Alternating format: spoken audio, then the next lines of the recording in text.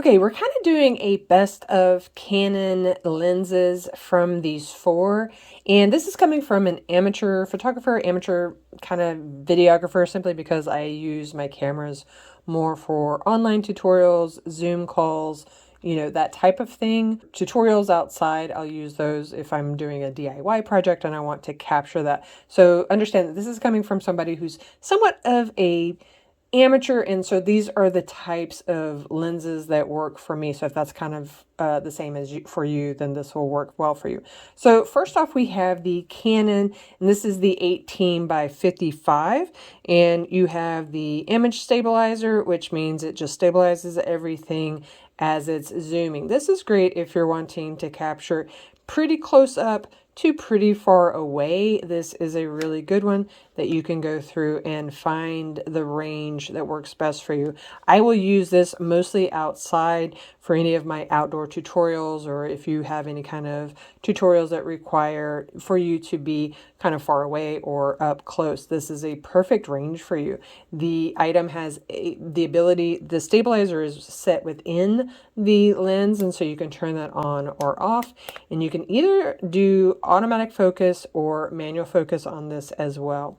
So this is a good one to have for, a wide range of shots and a wide range of video that you need to take. And then this one, so this one is the 15 by 45. This is if you get like a mirrorless camera, like I've got this with my Canon M50. This will be the stock lens that will come with it, and the range is 15 to 45. And then you also have the 0.25 meters to 0.8.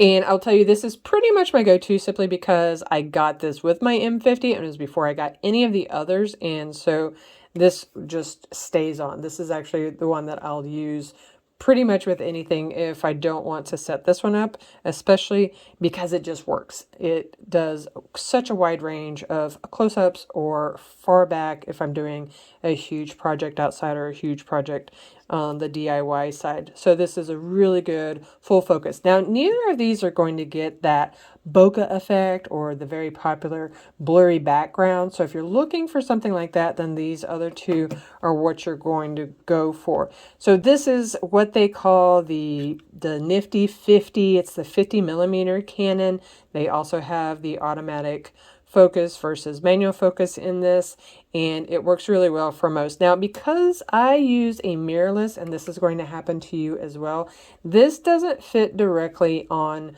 my camera, so I have to actually use an adapter. So it's an MF to EF adapter, or the EF to MF, I can't remember, but you have to have an adapter, and I'll show you what that looks like, but that's not in the course of this combination. But this is basically an adapter that you have to put on the camera, and you actually have to use that for this one as well. So that's kind of why I don't use these as often, simply because it just takes a little bit more setup. I really prefer the ones that I can just put on. And so if you want to keep it simple, then you'll probably want to look at this one for the range, and then this one. But let's finish talking about this. But this gives you that nice bokeh effect. The other thing about the Nifty 50 is it's better with a DSLR.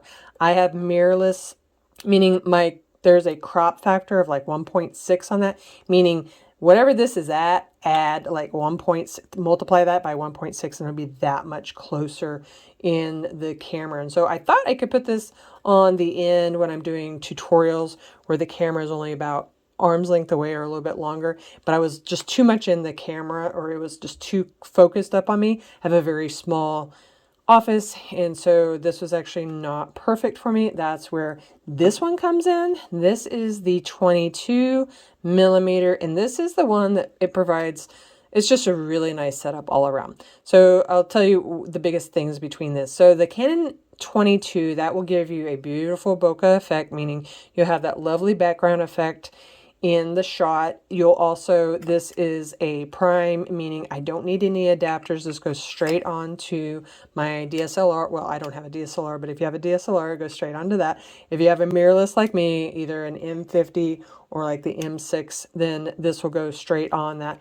This is what I have set up on my camera that is set up on my desktop, that I always have for any tutorials that I'm doing, any Zoom calls that I'm doing, this is the one that I use, and it's perfect. So depending on what you're wanting, whether you need something to go out in, a wide range of distances, or if you're wanting a good, bokeh or blurry background effect, but then these two will work. If you want simple, if you have a mirrorless, then these two will be best because they don't require an adapter.